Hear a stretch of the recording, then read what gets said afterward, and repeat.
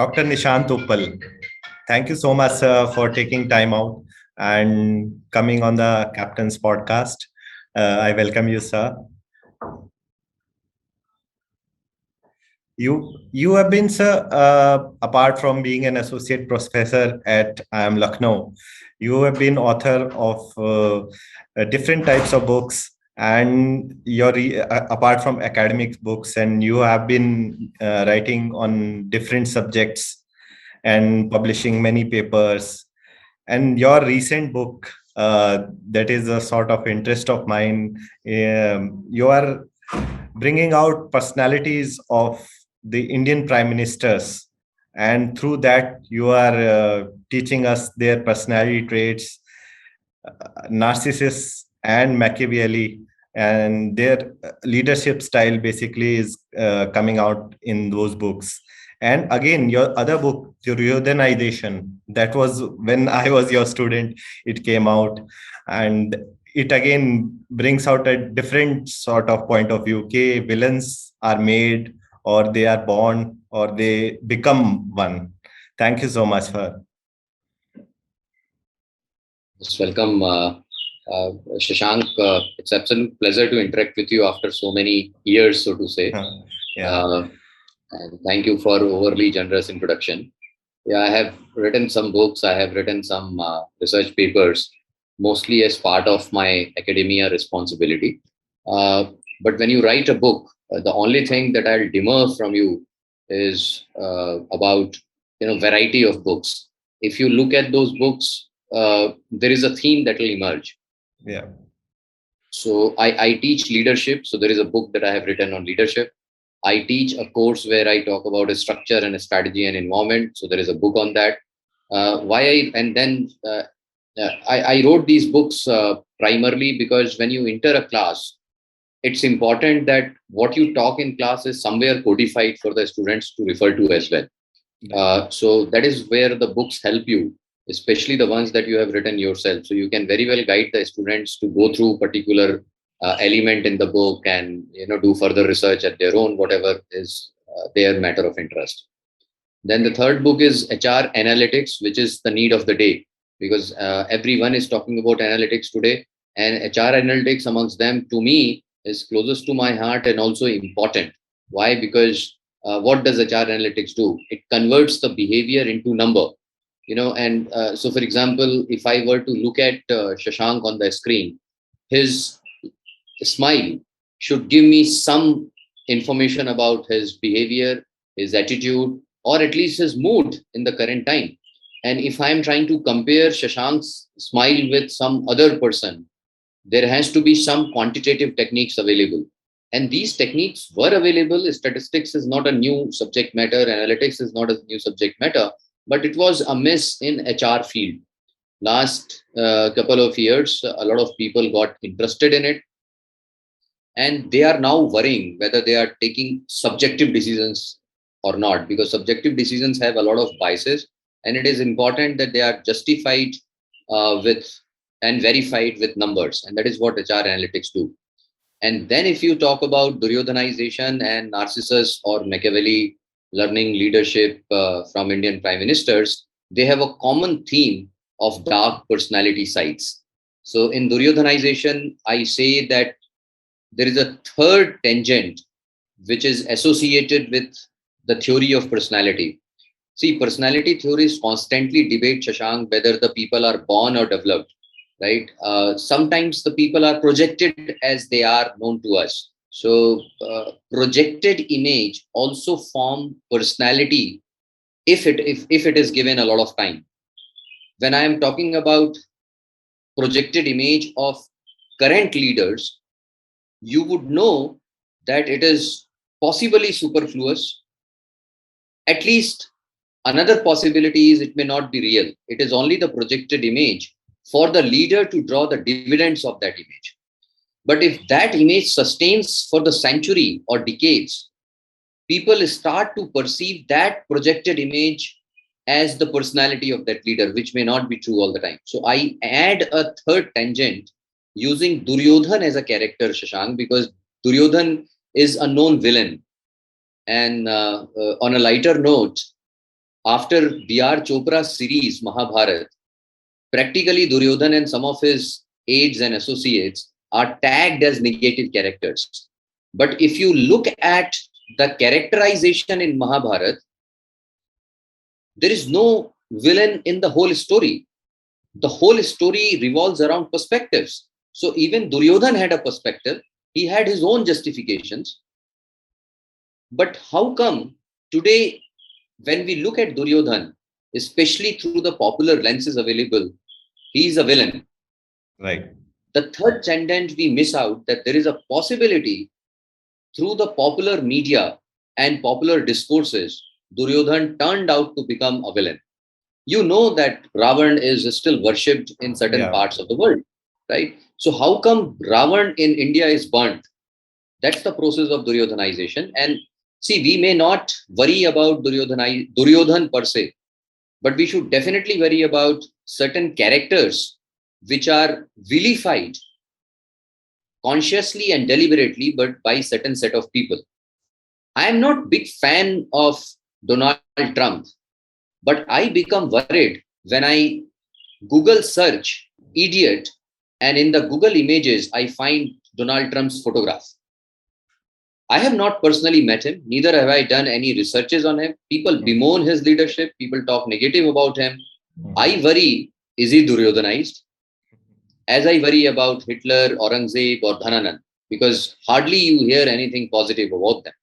Right. So, Duryodhanization is a process where sometimes the projected image turns to become the personality of the individual. So, that's a third tangent I add in the book Duryodhanization, and that was very well received. And the third tangent was not very significantly and systematically studied. So, that is where my book comes into. And then the current book, which is launched most recently, Narcissus or Machiavelli Learning Leadership from Indian Prime Minister. This is a book, again, I am using negative traits, ignoring another aspect of Duryodhanization, where the projected image also matters. Right. Here in this book, I go into the history using histoiometric, style of research, where the evidences are searched in the secondary valid historical sources to find the characteristical traits of these leaders. You see, when you have a objective lens, you don't need to worry about the subjectivity of the conclusions. Then objective lenses provide you objective outcomes, and that is where I use Narcissus or Machiavelli, which are well established traits, Shashank, across world. And there are umpteen amount of leaders, contemporary and in the history, such as Donald Trump, Barack Obama, Vladimir Putin, Thatcher, Saddam Hussein. All these leaders have been put through the scrutiny of these two lenses, and they are very meaningful for policy making. Indeed, Shashank, there was a research. I'm sorry, I'm putting you in a Sure, monologue, sure. but Go I'm ahead. excited about it. Yeah. So, there is a research that was so validly predictive that it found the behavior of George W. Bush and its related outcomes very close to what all he did in terms of Iran, Iraq, and especially his Middle Eastern international policies. They were very predictive, and they found elements of narcissism and Machiavellism in this leader. Surprisingly, there was no such work available for India, which is one of the most complex and largest democracy in the world. So I just attempted to put through the supreme leaders of our country these popular traits of narcissism and Machiavellism. So that's the book about. That's great explanation, sir. I'm sure readers, my listeners would be curious to now read about them, learning leadership from basically those who are projected as villain or maybe self-centered. You got your book published by, launched by Mr. Shashi Tharoor. How did you get him? How did I get in? Okay, so uh, when you write a book as an author, I have been perpetually nervous I have written 5 books, but each book has added to my nervousness. And that nervousness can turn into confidence only if you get validation from stalwarts. So, Shashi Tharoor is a politician, but more importantly, he is a scholar. There are more than 10 books to his kitty, and some of those books are best international seller. And indeed, if we ignore the part of his being politician, he is a pure scholar with great accolades. So, like Shashi Tharoor, I wrote to many potential reviewers who I felt are experts in political history. So, in the process, Shashi Tharoor found my book exciting for him and accepted to launch the book. As such, we don't know each other personally. And I must also add that in addition to Shashi Tharoor, Ramchandra Guha also validated my book using Twitter as a platform. And I had my own conversation with him where I shared, and who are these people, who am I approaching? I am not approaching the people randomly, Shashank. I am approaching the people who I have cited extensively in my book. So I have cited Shashi Tharoor's scholarly work. I have cited Ramchandra Guha's work. I have cited Vinay Satpathi's work. I have cited Daman Singh's work. So Daman Singh is daughter of Manmohan Singh, and Vinay Satpathy is one of the authors of great books like who has written book like Forgotten Leader. I don't remember the name exactly. On Narsimha Rao, he has written a book on Atal Bihari Vajpayee and his close aide Advani. So I approached the book people who have got citations in my book, and therefore I am borrowing from their book and their scholarly works. So it is essential for me to check with them if they are available to review my book, whether it is going in the right direction. So it had nothing to do with Shashi Tharoor being a politician. I am greatly honored that he accepted to launch my book. That's great, sir. See, your work has been focused on leadership and leadership styles. Even you teach those subjects. So, according to you, what do you think? I mean, are really leaders born, or are they made up, or is it a spectrum? That's again a complicated and debatable question, Shashank. And this debate is going to sustain till the time humans are surviving and having Mhm. leaders and followers. Let me share with you where the conundrum lies. There is one branch of theorists, Shashank, which believe in particular genetic order. So, for example, Chandragupta was very refined leader and the king of his time. His son Bindusar, we have limited history available because he did not sustain for long, but we don't find a lot of negative views about Bindusar. We find a lot of nice stories about Ashoka as well, and they were dynastic rulers. How come after Ashoka we don't find any stalwart from Maurya Empire? Similarly, if you observe Mughal periods, we have some great leaders coming like Babur and Humayun, though for very limited period, we again don't have a history available for him.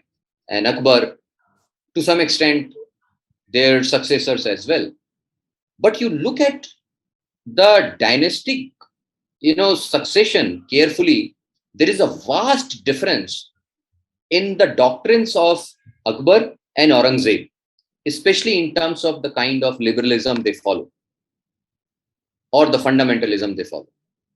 Now, they belong to the same gene. Therefore, people are confused. Is dynastic leadership fine, or the people evolve over the period of time?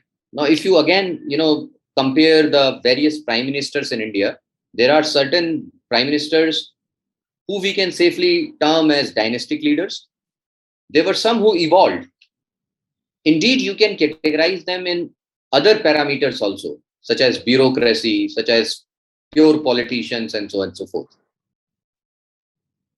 But can we say confidently that between dynastic and evolved leaders, one of them was better?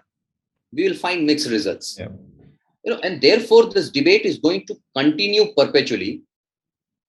And thus it is important for us to evaluate the leadership over and above their dynastic lineage and their pedigree. So it's a very confusing, line of research. Some people believe that genes continue, and therefore, the racism continues, casteism continues. In the words of Ramdhari Singh Dinkar, Anulom Pratulom continues. But then there are a lot of examples of evolved leaders as well. Evolved leaders who never left a pedigree and still had a lot of name and fame to their kitty. So it's a confusing question, Right. because both kinds of empirical evidences are available in equal quantity. Right. So there is no certainty on that. In fact, Absolutely. in your book, Duryodhanization, you also talk about their lineage. That also brings out this aspect कि उनका कौरवों का है, पांडवों का नहीं है, पूरा predecessors data. So that is that, but we cannot totally negate that कि genetic effect भी है, और जेनेटिक इफेक्ट को महाभारत में बहुत केयरफुली कैमोफ्लेज किया गया है. दैट्स अनदर एलिमेंट ऑफ दुर्योधनाइजेशन, शशांक. अगर आप देखें तो दुर्योधन का लाइनेज क्लियर है. उसके पिताजी कौन है, पिताजी के पिताजी कौन है, वगैरह वगैरह. But we don't know who were the fathers of Pandavas. At least certainly we don't know about Yudhishthir, Arjun and Bhim. Right. ये इंफॉर्मेशन दी जा सकती थी, लेकिन उसे कैमोफ्लेज किया गया, क्योंकि जो नियोग है, नियोग was a very popular method of reproduction. अभी जैसे हम लोग IVR IVF कराते हैं, उस समय नियोग हुआ करता था, और इसीलिए वेद व्यास को बुलाया गया था अंबा और अंबालिका के साथ कंज्यूमेट करने के लिए, क्योंकि विचित्र वीर के लिए संभव नहीं था. Physiologically he was incapable. Right. Amba Ambalika के बच्चे हमें पता है वेद व्यास से आए. उसके बाद हमें यह भी पता है कि पांडु की किससे शादी हुई, लेकिन उनके जो बच्चे हुए, स्पेशली पांडवास, उनके बारे में हमें नहीं पता. और हम किस सदी की बात कर रहे हैं? हम उस समय की बात कर रहे हैं जहां पे लीडरशिप सिर्फ और सिर्फ डायनेस्टिक एलिमेंट्स पे ही मिला करती थी. राइट. सो जहां पे डायनेस्टिक बेसिस पे लीडरशिप एक्वायर की जा रही है, शशांक, वहां के आपको एस्टेब्लिश करना पड़ेगा कि ये भाई बहुत महान लोग हैं. और महान लोग क्यों हैं? क्योंकि इनके पिताजी महान थे. पिताजी क्यों महान थे? क्योंकि उनके पिताजी महान थे. Therefore, it is important that we look at Mahabharata carefully, कि पांडवों के जो पिताजी हैं वो इंफॉर्मेशन बहुत एविडेंट नहीं है. लेकिन अगर आप बिहेवियरल ट्रेट्स को कंपेयर करें, तो दुर्योधन, अर्जुन और युधिष्ठिर के कई व्यवहार ऐसे हैं जो समान है या समानांतर है. फिर बेचारा दुर्योधन क्यों विक्टिम बना BR चोपड़ा की पूरी स्टोरी का? सही बात है. एंड अभी in our current age, you in your new book you bring out social media as an aspect, and in fact you start your first chapter with that. If Nehru had a Twitter account, how many followers, of Facebook account, how many followers or likes he would get. So according to you, social media has become a big influence on the type of leaders that we get? Totally, Shashank. Indeed, to my knowledge and my understanding, today platforms such as Facebook and Twitter are much more powerful than the most powerful nation's president as well. They have the authority to ban someone from their platform. We have seen that happening in India. Yeah. We have seen that happening in US. They are more powerful than even them. They are the international authority. And we have not yet forgotten, and the wound is not completely healed, with what Cambridge Analytica did in USA, right, and during the Brexit elections. Brexit. They are the big influencers, Shashank, and that is where my worry lies. My worry lies that, are we now voting on the basis of what is given to us as a knowledge? Because the knowledge may suffer from issues such as parochialism, ethnocentrism, And there is a fair possibility the knowledge which is arriving us is not true, or at least sugar wrapped. And identifying, so let's say if I have a line of knowledge, where do I verify it from? I go to another platform, which is internet platform. So if I am not confident that the Google is providing me right information, where do I go? I go to Bing. If I am not confident about Bing, I take up another platform. So absolutely, it is critical now to dissect the acquisition of leadership in terms of influence of social media and the real groundwork done by that particular leader. And But then sir, a third aspect, that yeah. one work is done and how much is it propagated by social media platforms.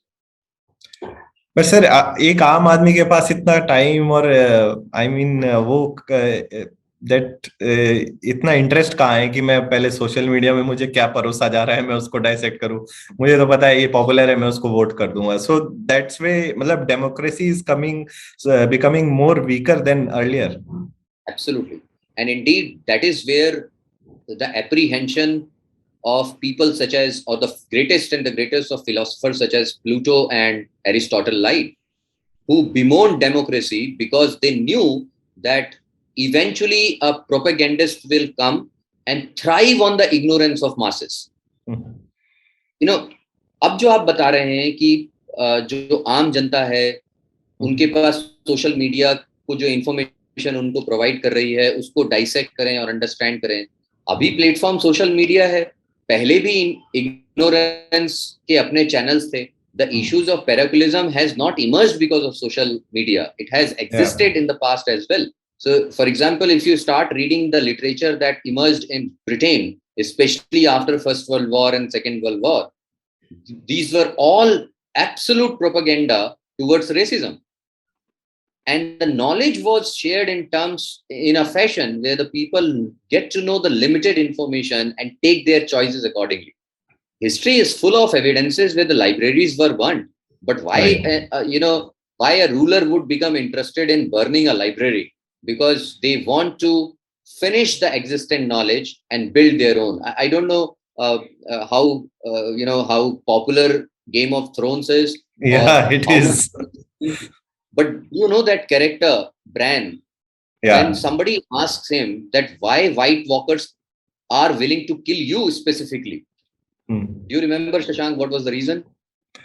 अभी तो sir याद नहीं, बहुत time हो गया देखे. मैं बता देता हूँ. ब्रैन कहता है White Walkers want to kill me because I am the memoir of past. Right. He used to view. If I am dead and the whole human race is dead, then they can begin from scratch. So there is no history available. Right. So knowledge has been a tool in the hands of those who create it and those who use it. So social media is not the culprit. This has been happening previously, but social media has now popularized it to an extent. Yeah, now 30% of Indian population has smartphones. Right. And the level of education is lower than that. Even 30% में भी मैं कहूंगा कि घर में एक के पास तो है ना. अगर एक के 4 लोगों की फैमिली एक के पास है तो वो he can influence every each other. वो भी चक्कर है. सो दैट्स आई मीन ये भी कि हमारे पास 30% लोग ऐसे हैं जिनके पास स्मार्टफोन्स हैं, लेकिन क्या हमारे पास 30% लोग हैं जो पोस्ट ग्रेजुएट हैं या ग्रेजुएट हैं? राइट, वो भी नहीं है. So somewhere what I see is, sir, matlab this role of academicians in abroad universities, it has been clearly very influential. But अब जैसे सोशल मीडिया वगैरह भी आ गया है and it is quite popular, do you think India में ऐसा कम है, मतलब या उसको ब्रांड कर दिया जैसे है कि अगर आप कुछ एनी एकेडमिशियन और वांट्स टू ब्रिंग आउट तो उनको इंटेलेक्चुअल बोल के नकार दिया जाता है, ऐसा हो रहा है? जो इंटेलेक्चुअल्स के साथ किया जाता है या इंडिया में जो हुआ है इंटेलेक्चुअल के साथ और जर्नलिस्ट के साथ, कई बार उनको जेल कर दिया गया, ये तो हमेशा से होता आया है. Always the suppressing authorities try to control what is available as an information and knowledge for the public. Mahatma Gandhi को भी जेल हुआ था कि जो वो लिखते थे उसकी वजह से हो गया. नेहरू को भी हुआ था, बहुत सारे लोगों को जेल इसीलिए हुआ था क्योंकि वो गलत लिखते थे, according to the people ruling then. क्योंकि Right. डेफिनेशन जो सही और गलत की है वो कंटेम्परेरी लीडर्स और उनके जो स्टालवार्ड्स हैं वो तय करते हैं। It has nothing to do with the era in particular. It has Right. always happened. In order to sustain in the leadership position, one of the important tools available is to control the flow of the knowledge. Right. And you sort of put through under your lens 10 prominent leaders who, according to you, should be adjudged as the best one. Oh, that's very difficult question. Uh, Actually, Shashank, when I was writing this book, this in the process, I also gained a lot of knowledge and perspective. Right. All of us are evolving, all of us are getting new information every day. I cannot say who was the best, but what I can share with you is if we mix and match, we can have a perfect one. That Mix is and always match. the case. And yeah, But so I cannot say, I can say who is my favorite, but then right, it will be my parameters. right, I like biased. people who are scholarly individuals. So I would personally like Nehru and Atal Bihari Vajpayee and Manmohan Singh, because these are the people who spent a lot of time in a scholarly domain. They have Right, written, they have published extensively, and the people hear them because they have the knowledge, not because the masses have been fed and intoxicated. So it is important that we look at each leader, because who is a prime minister, Shashank, and we need to look at this position carefully. तकरीबन 600 लोग parliament पहुंचते हैं शशांक, और वो सारे लाखों लोगों से वोट लेके पहुंचते हैं। right, उन लाखों लोगों ने उनको चुना है। उन चुनिंदा 600 लोगों में से इन अ पॉपुलेशन ऑफ 1.5 बिलियन, उन 600 लोगों में से 50% अबाउट लोग पावर में होते हैं, because they belong to the ruling party और रूलिंग कोलिएशन। उन 250 पौने 300 लोगों में से 30 या 40 ऐसे होते हैं जो इंपॉर्टेंट पोर्टफोलियोज होल्ड करते हैं। right, उन 30 या 40 लोगों में से 4 या 5 होते हैं जो इंपॉर्टेंट पोर्टफोलियो, उनसे भी ज्यादा महत्वपूर्ण पोर्टफोलियोज हैंडल करते हैं, रेलवेज, डिफेंस, होम। आप ये सोचिए, ये जितने धुरंधर महारथी पॉलिटिशियंस वहां पहुंचे हैं, क्या कोई वहां इसलिए पहुंचता है कि मैं एमपी बन के रुक जाऊंगा? हर व्यक्ति वहां पहुंच के जरूर ऐसा सोचता होगा कि नहीं, मुझे एक इंपॉर्टेंट पोर्टफोलियो चाहिए। उस इंपॉर्टेंट पोर्टफोलियो को एक्वायर करने के बाद जरूर सोचते होंगे, यार प्राइम मिनिस्टर भी तो मैं बन ही सकता हूँ। इतने सारे धुरंधरों में से एक निकल के आता है जो प्राइम मिनिस्टर बनता है। सो आप ये कतई नहीं कह सकते कि कौन अच्छा है और कौन कम अच्छा है। They all are great people. if I and you today contest an election, I don't know about you, but I am certain मेरे घर से भी सारे लोग मुझे वोट नहीं देंगे, right. मेरे परिवार के लोग भी सारे मुझे वोट नहीं देंगे। So imagine the kind of acumen and the leadership styles these people have to reach to that particular position, you see. और अब who am I to compare who is better and worse? What I can certainly share, and you will get an indicative answer there. देखिए, हमारे समस्या UPA और मनमोहन सिंह के साथ ये थी कि ये जो रिजीम है ये करप्ट है, ये इनडिसाइसिव है। On these two basis primarily, of course there were many other reasons, हमने अपने बीजेपी को, एनडीए को सेलेक्ट किया। अब हमारी एनडीए से समस्या ये है, which is absolutely opposite to the problems we had with Manmohan Singh in his his premiership. हम उनके लिए कहते थे वो डिसीजन नहीं लेते, अब हम कहते हैं कि ये सारे डिसीजन इंडिपेंडेंटली ले लेते हैं। So we are also confused in who we select, right? Right. And the point is, would you like to have a mix and match of them? That is where my answer lies. I would want to have a strong leadership with decisiveness, but unless the leader creates a consensus amongst the major stakeholders, the decision can be taken, but you will have protest quite often, which may lead to civil riots, which may lead to homicides, which may lead to a lot of deaths, which sometimes we observe.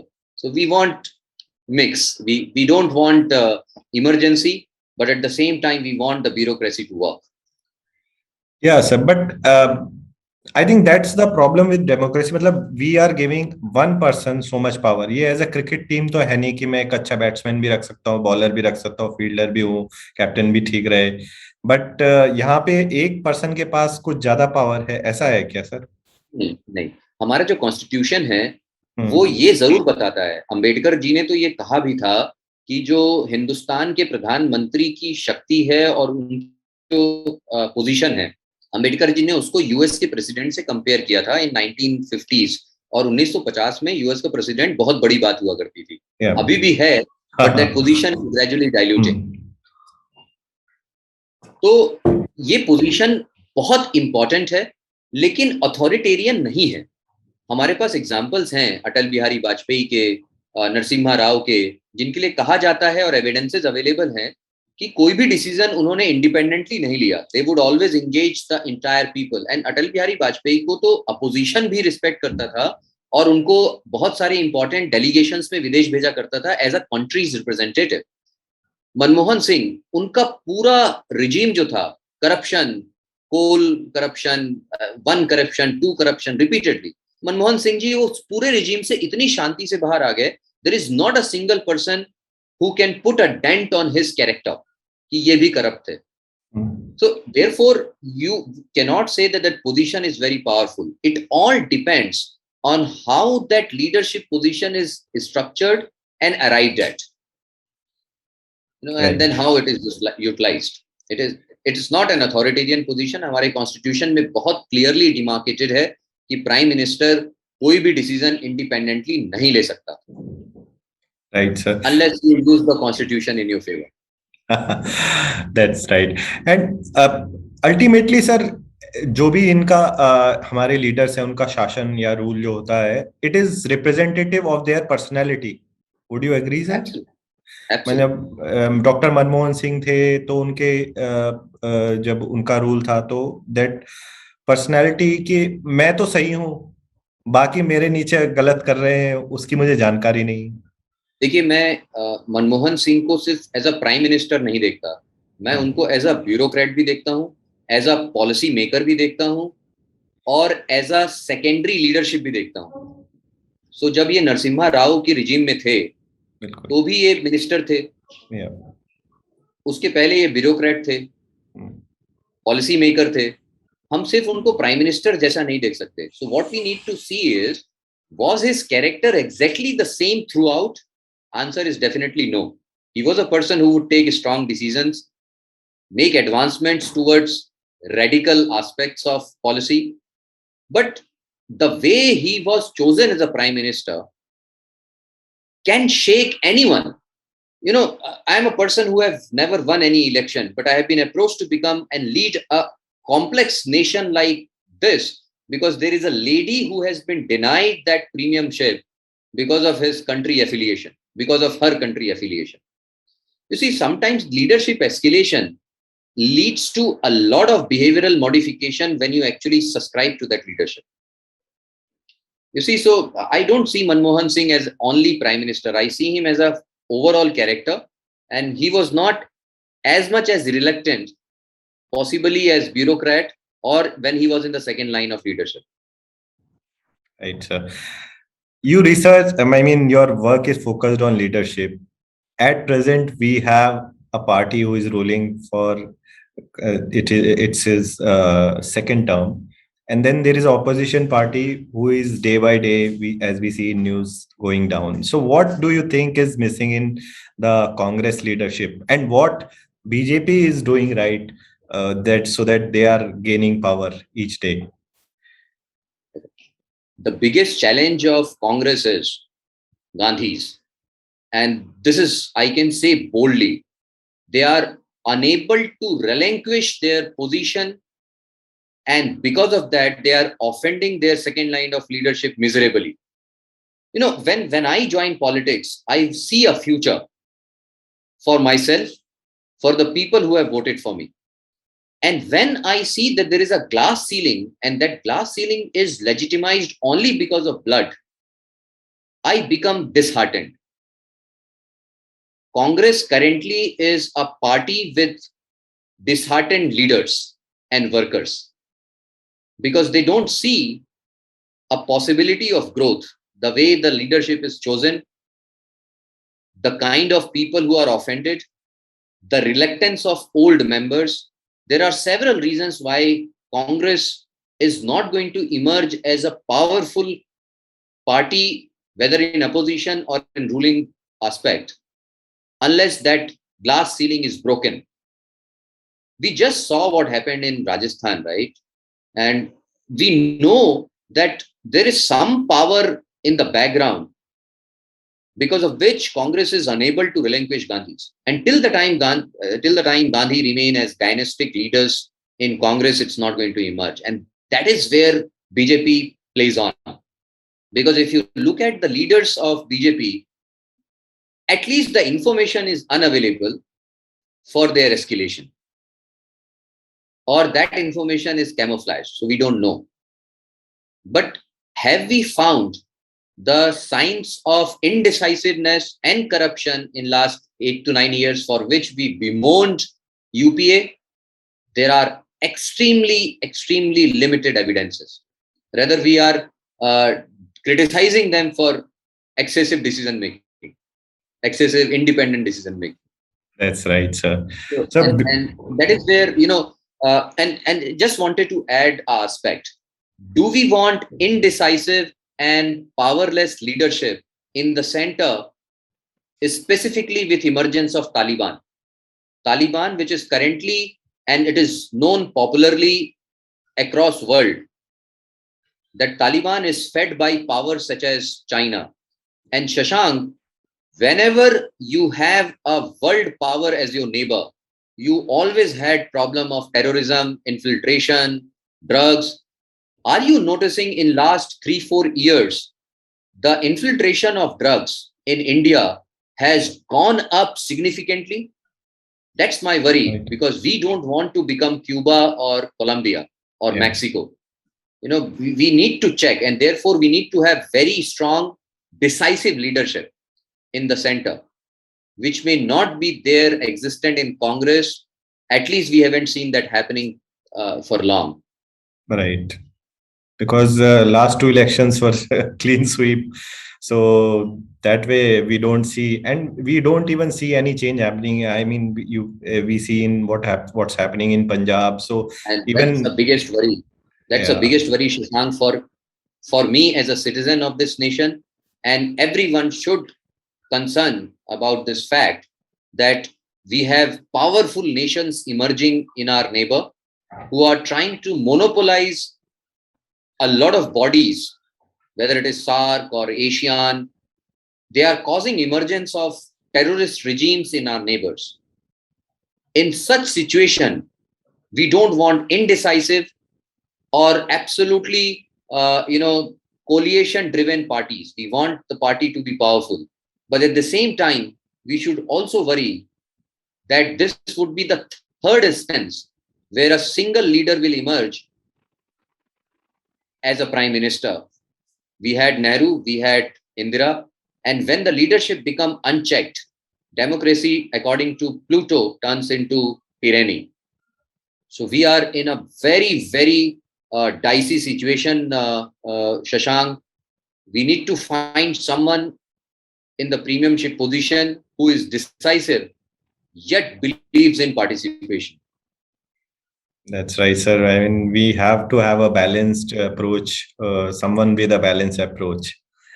Sir, Absolutely. before we go, I just wanted to ask you. I mean, you yourself have a background. I mean, you studied at Hindi medium Saraswati Vidya Mandir School, and now you are an associate professor at one of the premium institute in India and over the world. And now you're writing in English. So your journey must have been with a lot of initial struggle, and then you overcame all those challenges, and now you have become uh, successful with at least your books are doing so well. And Mr. Shashi Tharoor's stamp of approval is again achievement in itself. So you teach leadership, and your own experiences must have shaped your thinking. What advice do you have for the youngsters who are listening, who are right now? There's a flavor of startups. Everybody wants to do, and a lot of element of leadership is involved there. So what is your advice before we go? Just if you can bring some light on that. There are a lot of mixed questions here. Yeah. Hindi medium से अंग्रेजी में लिखना is uh, is a simple process. You need to accept your lack of knowledge of a language and keep committing mistakes, keep inviting the criticism, and eventually you would see that there is no language humans can't learn. There are people who I know who know proficiently 7 to 8 languages, who can write and read and speak in those languages. Language कभी barrier होता नहीं है. The matter is to communicate. Right. And I know that even the people who are unable to speak do communicate. So it's a matter of communication, Shashank. Hindi, अंग्रेजी, किसी भी भाषा में आप करें, गलतियां एक्सेप्ट करने के लिए तैयार रहना चाहिए. To very quickly share with you, शुरुआत में मैं जब भी कोई रिसर्च पेपर लिखा करता था, सो हमेशा एक फीडबैक आता था कि आपकी लैंग्वेज ठीक नहीं है. It took me more than 300 rejections to now get rid of that particular statement by the reviewers. So it takes a lot of rejections, and therefore one needs to remain preserved. आपको अपनी किसी भी कमी को छुपाना नहीं चाहिए और खूब गलतियां करनी चाहिए जिससे आपको सीख मिले. और यही मेरी राय स्टार्टअप्स और नए लीडर्स के लिए भी है. Other than linguistic barriers, for startups or the upcoming leaders, I would like to add one more thing. They need to have independent ideology, which is fed by right kind of information. That's great advice, sir. Your books, both of them and the other academic books, are they available on Amazon? Yeah, all my books are available. So I'll put those links. Thank you so much, Professor, for taking time out. I know it was a little short we were short on time, and next time I'll try and bring you to the studio once you are in. I'm sure you must be Absolutely. traveling to Noida. So our studios itself is in Noida, and we'll talk more. Definitely. Thank you so much, Professor. It was an absolute pleasure, Shashank. Very nice to see you. Have a nice day. Goodbye, sir.